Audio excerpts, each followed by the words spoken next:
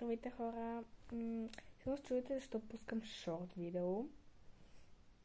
Но истината е, че има нещо много важно, което искам да ви споделя и да ви кажа.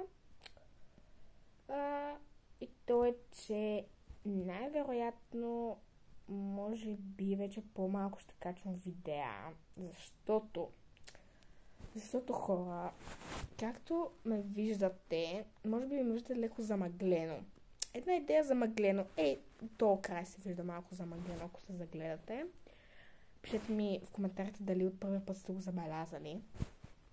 И това е, защото ми счупиха телефона. Аз не си го счупих, но едни хора ми го счупиха.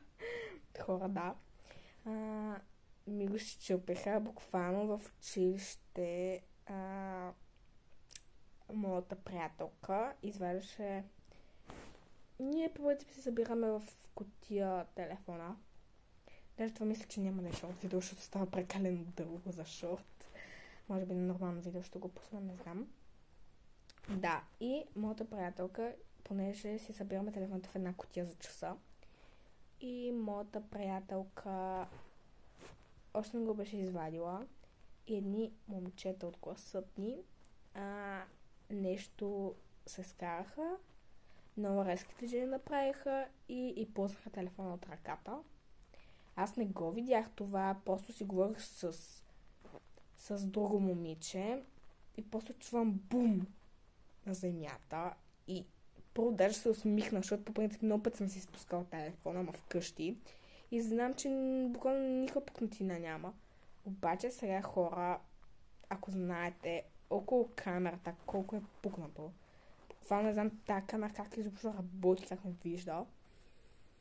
И тук по екрана също има пукнатини. Да, беше много тежко за мен, наистина много гадно. Но и може би това няма да може да се оправи, но ще се включа отново, ако ще пусна още едно видео, в което казвам дали ще ми се оправи камерата. Но те ти казват най-вероятно, че няма да може. Но пък не искам си изхвърлям този телефон да купувам нов, само заради една пукнатина. И затова, хора, може би вече по-рядко ще качвам видеа и с по-лошо качество ще ме виждате. И това е причината, за която е леко замъглено. Да, и просто лош късмет, какво да ви кажа. Лош късмет, защото буквално не си го счупих сама. Не си го счупих аз. Счупиха ми го някой. Както вече ви разказах историята. Няма как да кажа точния човек, който ми го счупи, защото, нали, не е точно. Просто, ако не беше това станало, нямаше да стане, ако си го бях взела аз, а не приятелката. Така че, да. Надявам се да сте ме слушали, за което много ви благодаря. Благодаря на всички, които сте се абонирали за мен и ми гледате видеята. Много ви обичам, много ви благодаря. И това беше от мен.